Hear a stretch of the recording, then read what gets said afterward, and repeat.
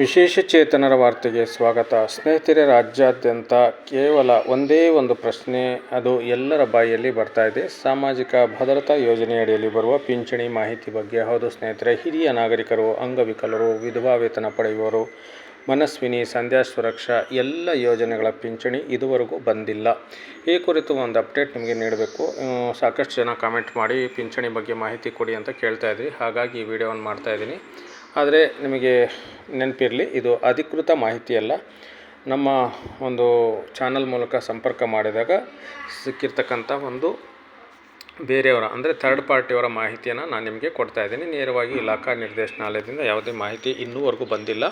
ಆದರೂ ಕೂಡ ಭಾಳಷ್ಟು ಜನ ಕಾಮೆಂಟ್ ಮಾಡ್ತಾ ಇರೋದ್ರಿಂದ ಈ ಒಂದು ಮಾಹಿತಿಯನ್ನು ನಿಮಗೆ ತಿಳಿಸ್ತಾ ಇದ್ದೀನಿ. ಸ್ನೇಹಿತರೆ, ರಾಜ್ಯಾದ್ಯಂತ ವಿಶೇಷಚೇತನರಿಗೆ ಕರ್ನಾಟಕ ರಾಜ್ಯ ಸರ್ಕಾರ ಸಾಮಾಜಿಕ ಭದ್ರತಾ ಯೋಜನೆಯಡಿಯಲ್ಲಿ ವಿಶೇಷಚೇತನರು, ಹಿರಿಯ ನಾಗರಿಕರು ಮತ್ತು ವಿಧವಾ ವೇತನಕ್ಕೆ ಸಂಬಂಧಪಟ್ಟ ಪಿಂಚಣಿಯನ್ನು ರಾಜ್ಯಾದ್ಯಂತ ಹಾಕ್ತಾರೆ.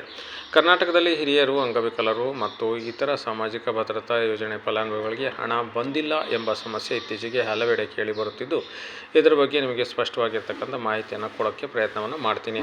ರಾಜ್ಯದ ಹಲವಾರು ಜಿಲ್ಲೆಗಳಲ್ಲಿ ಪಿಂಚಣಿ ಹಣ ಸಮಯಕ್ಕೆ ಜಮೆ ಆಗಿಲ್ಲ ಎಂದು ವರದಿಗಳು ಬರ್ತಾ ಇವೆ. ಇದರಿಂದ ಹಿರಿಯ ನಾಗರಿಕರು, ಅಂಗವಿಕಲರು, ವಿಧವೆಯರು ಆರ್ಥಿಕ ಸಂಕಷ್ಟಕ್ಕೆ ಸಿಲುಕಿದ್ದಾರೆ. ಅದರಲ್ಲೂ ಕೂಡ ಎರಡು ಹಬ್ಬಗಳು ಅಂದರೆ ರಂಜಾನ್ ಮತ್ತು ಯುಗಾದಿ ಹಬ್ಬ ಬಂದಿರೋದ್ರಿಂದ 1ನೇ ತಾರೀಕಿನಿಂದ 15ನೇ ತಾರೀಕು ಒಳಗಡೆ ಎಲ್ಲರಿಗೂ ಕೂಡ ಪಿಂಚಣಿ ಹಣ ಜಮೆ ಆಗ್ತಾಯಿತ್ತು. ಆದರೆ ಈ ತಿಂಗಳಲ್ಲಿ ಇದುವರೆಗೂ ಕೂಡ ಪಿಂಚಣಿ ಹಣ ಬಾರದಿರುವುದಕ್ಕೆ ಸಾಕಷ್ಟು ಅನುಮಾನಕ್ಕೆ ಕಾರಣ ಆಗಿದೆ. ಸಾಕಷ್ಟು ಜನ ಕಂಗಾಲಾಗಿದ್ದಾರೆ ಅಂತಲೇ ಹೇಳ್ಬೋದು. ಪಿಂಚಣಿ ಹಣ ಬಾರದೇ ಇರುವ ಮುಖ್ಯ ಕಾರಣಗಳನ್ನು ನೋಡೋದಾದರೆ, DBT ಡೈರೆಕ್ಟ್ ಬೆನಿಫಿಟ್ ಟ್ರಾನ್ಸ್ಫರ್ ಪ್ರಕ್ರಿಯೆಯಲ್ಲಿ ತಾಂತ್ರಿಕ ತೊಂದರೆ ಕಾಣಿಸ್ಕೊಂಡಿದೆ ಅಂತಕ್ಕಂಥ ಒಂದು ಮಾಹಿತಿ ಆದರೆ, ಮತ್ತೊಂದು ಇಂಪಾರ್ಟೆಂಟ್ ಮಾಹಿತಿ, ಬ್ಯಾಂಕ್ ಖಾತೆಗೆ ಪುನಃ ನಂಬರ್ ಅಂದರೆ ಬ್ಯಾಂಕ್ ಖಾತೆಗೆ ಆಧಾರ್ ನಂಬರ್ ಲಿಂಕ್ ತಪ್ಪಿ ಹೋಗ್ತಾ ಇದೆ. ಹಾಗಾಗಿ ಅದು ಬ್ಯಾಂಕಿನ ಮೂಲಕ ಜಮೆ ಆಗಲು ಸಮಸ್ಯೆ ಆಗ್ತಾ ಇದೆ. ಇವೆರಡು ಕಾರಣಗಳು ತುಂಬ ಮೇಜರಾಗಿ ಕಾಣ್ತಾ ಇದೆ ಸ್ನೇಹಿತರೆ. ಇನ್ನೊಂದು ಕಾರಣ ಹೇಳೋದಾದರೆ KYC ಸಮಸ್ಯೆ. ಹೌದು, ಸಾಕಷ್ಟು ಬಾರಿ ನಾವು ಎಷ್ಟೇ ಬಾರಿ ಹೋಗಿ KYC ಮಾಡಿಸಿದರೂ ಕೂಡ, ಆಧಾರ್ KYC ಆಗಲಿ, ಬ್ಯಾಂಕ್ KYC ಆಗಲಿ ಮಾಡಿಸಿದರೂ ಕೂಡ ಆಧಾರ್ KYC ಇತ್ತೀಚಿನ ದಿನಗಳಲ್ಲಿ ಮತ್ತು ಬ್ಯಾಂಕ್ KYC ಫೇಲ್ ಆಗ್ತಾ ಇದೆ. ಇದು ಒಂದು ಮೇಜರ್ ಕಾರಣ ಇರಬಹುದು. ಇನ್ನೊಂದು ಮುಖ್ಯವಾಗಿರ್ತಕ್ಕಂಥ ಕಾರಣ ಅಂತಂದರೆ, ಜೀವನ ಪ್ರಮಾಣ ಪತ್ರ ಸಲ್ಲಿಸದೇ ಇರುವ ಬಗ್ಗೆ ಪಿಂಚಣಿ ನಿಲ್ಲಬಹುದು ಅಂತೇಳ್ಬಿಟ್ಟು ಕೂಡ ಹೇಳಲಾಗ್ತಾ ಇದೆ. ಅಂದರೆ ಲೈಫ್ ಸರ್ಟಿಫಿಕೇಟು ನೀಡದಲ್ಲೇ ಇರ್ತಕ್ಕಂಥವ್ರಿಗೂ ಕೂಡ ಆ ಪಿಂಚಣಿ ಏನು ಬರಬೇಕು ಅದು ಬರ್ತಾ ಇಲ್ಲ ಅಂತಕ್ಕಂಥ ಒಂದು ಮಾಹಿತಿ ಇದೆ. ಅದರದ್ದೇ ಮತ್ತು ಇನ್ನೊಂದು ಮಾಹಿತಿ ಏನಪ್ಪ ಅಂದರೆ, KYC ನೀವು ಮಾಡಿಸಿರ್ತೀರ, ಆದರೂ ಕೂಡ ಅದು ಅಪ್ಡೇಟ್ ಆಗಿರೋದಿಲ್ಲ. ಕೆಲವೊಮ್ಮೆ 12 ಗಂಟೆ, ಕೆಲವೊಮ್ಮೆ 24 ಗಂಟೆ, ಕೆಲವೊಮ್ಮೆ ಒಂದು ವಾರ ಆದರೂ ಕೂಡ ಅದು ಅಪ್ಡೇಟ್ ತೊಗೊಳಕ್ಕೆ ಟೈಮ್ ತೊಗೊಳ್ತಾ ಇದೆ. ಹಾಗಾಗಿ ಹಣ ನಿಮ್ಮ ಖಾತೆಗೆ ಬರಲು ತಡೆ ಆಗ್ತಾ ಇದೆ ಅಂತೇಳ್ಬಿಟ್ಟು ಹೇಳಲಾಗ್ತಾ ಇದೆ. ಇನ್ನೊಂದು ಮೇಜರ್ ಮೂರನೇ ಕಾರಣ ಏನಪ್ಪ ಅಂದರೆ, ಸರ್ಕಾರದಿಂದ ಅನುದಾನ ಬಿಡುಗಡೆ ತಡವಾಗಿರಬಹುದು. ತಾಲೂಕು ಮಟ್ಟದಲ್ಲಿ ಫೈಲ್ ಕ್ಲಿಯರ್ ಆಗದೇ ಇರಬಹುದು. ಇದು ಕೂಡ ಒಂದು ಸಮಸ್ಯೆ ಅಂತೇಳ್ಬಿಟ್ಟು ಹೇಳಲಾಗ್ತಾ ಇದೆ. ಬ್ಯಾಂಕ್ ಸಮಸ್ಯೆಗಳನ್ನು ನೋಡೋದಾದರೆ, ಬ್ಯಾಂಕ್ ಖಾತೆ ಇನ್ಆಕ್ಟಿವ್ ಆಗಿರ್ತದೆ. ಕೆಲವೊಮ್ಮೆ ಹೈಯರ್ ಟ್ರಾನ್ಸಾಕ್ಷನ್ ಆಗಿರೋದ್ರಿಂದ, ಕೆಲವೊಮ್ಮೆ ಅನಧಿಕೃತ ಹಣ ಜಮಾವಣೆ ಬರೋದು ಹೋಗೋದು ಮಾಡ್ತಾ ಇರೋದ್ರಿಂದ, ಕೆಲವೊಮ್ಮೆ ಬ್ಯಾಂಕಲ್ಲಿ ಖಾತೆನ ಫ್ಯೂಸ್ ಮಾಡಿರ್ತಾರೆ, ಇನ್ಆಕ್ಟಿವ್ ಮಾಡಿರ್ತಾರೆ. ಅದು ಕೂಡ ಒಂದು ಸಮಸ್ಯೆ. ಇನ್ನೊಂದು NPCI ಮ್ಯಾಪಿಂಗ್ ಸಮಸ್ಯೆ ಕೂಡ ಈ ಒಂದು ಪಿಂಚಣಿ ಬಾರದೇ ಇರತಕ್ಕಂಥಕ್ಕೆ ಕಾರಣವನ್ನು ಇಲ್ಲಿ ಹೇಳಲಾಗ್ತಾ ಇದೆ.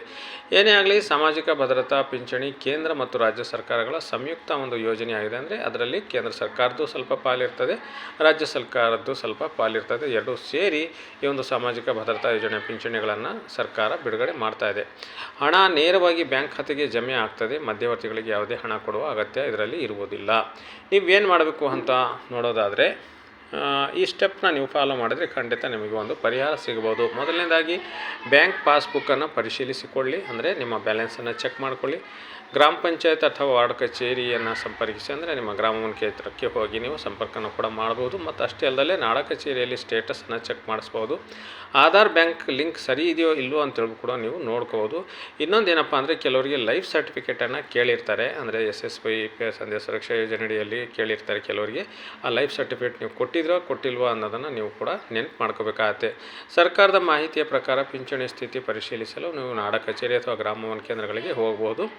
ಇನ್ನೊಂದೇನಪ್ಪ ಅಂದರೆ, ಪಿಂಚಣಿ ಹೆಚ್ಚಳ, ಹೊಸ ಹಣ ಎಂದು ವಾಟ್ಸಪ್ನಲ್ಲಿ ಕೆಲವು ಸುದ್ದಿಗಳು ಬರ್ತಾ ಇದ್ದಾವೆ. ಯಾವೂ ಕೂಡ ಸತ್ಯವಾಗಿರುವುದಿಲ್ಲ.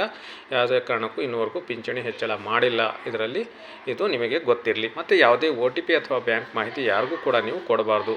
ಸರಳವಾಗಿ ಹೇಳೋದಾದರೆ, ಪಿಂಚಣಿ ಇದುವರೆಗೂ ಬಂದಿಲ್ಲ. ಅಂದರೆ ತಾಂತ್ರಿಕ ಸಮಸ್ಯೆ ಅಥವಾ ದಾಖಲೆ ಅಥವಾ ಆಡಳಿತಾತ್ಮಕ ವಿಳಂಬ ಇದರಲ್ಲಿ ಕಾರಣ ಇರ್ಬೋದು. ಇದು ಬಹುತೇಕ ತಾತ್ಕಾಲಿಕ ಸಮಸ್ಯೆ ಆಗಿರ್ತದೆ. ನೀವು ಯಾರೂ ಕೂಡ ಭಯ ಪಟ್ಕೊಳ್ಳೋಂಥ ಅವಶ್ಯಕತೆ ಇಲ್ಲ. ಖಂಡಿತ ನಿಮ್ಮ ಪಿಂಚಣಿ ನಿಮ್ಮ ಖಾತೆಗೆ ಬರ್ತದೆ. ಸ್ಥಳೀಯ ತಾಲೂಕು ಕಚೇರಿಗಳಿಗೆ ನೀವು ಸಂಪರ್ಕವನ್ನು ಮಾಡಬೇಕಾಗ್ತದೆ ಸ್ನೇಹಿತರೆ. ನಿನ್ನೆ ನಮಗೆ ಹೇಳಿರ್ತಕ್ಕಂಥ ಪ್ರಕಾರ ಇವತ್ತು ಹಣ ಬಿಡುಗಡೆಯಾಗಿದೆ. ಇವತ್ತು ಅಥವಾ ನಾಳೆ ನಿಮಗೆ ನಿಮ್ಮ ಖಾತೆಗಳಿಗೆ ಹಣವನ್ನು ಹಾಕ್ತೀವಿ ಅಂತಕ್ಕಂಥ ಮಾಹಿತಿಯನ್ನು ಒಬ್ಬರು ಅಧಿಕೃತವಾಗಿ ಹೇಳಿರ್ತಾರೆ. ಹಾಗಾಗಿ ನಾವು ಅದನ್ನು ಸ್ವಲ್ಪ ವೆಯ್ಟ್ ಮಾಡಬೇಕಾಗ್ತದೆ. ಯಾರೂ ಕೂಡ ಆತಂಕ ಪಡುವ ಅಗತ್ಯವಿಲ್ಲ. ಎಲ್ಲರಿಗೂ ಕೂಡ ಸಂಧ್ಯಾ ಸುರಕ್ಷಾ ಯೋಜನೆ ಅಥವಾ ಏನು ಅಂಗವಿಕಲರ ಯೋಜನೆ ಪಿಂಚಣಿ ಇದೆ ಅದು ಬರ್ತದೆ.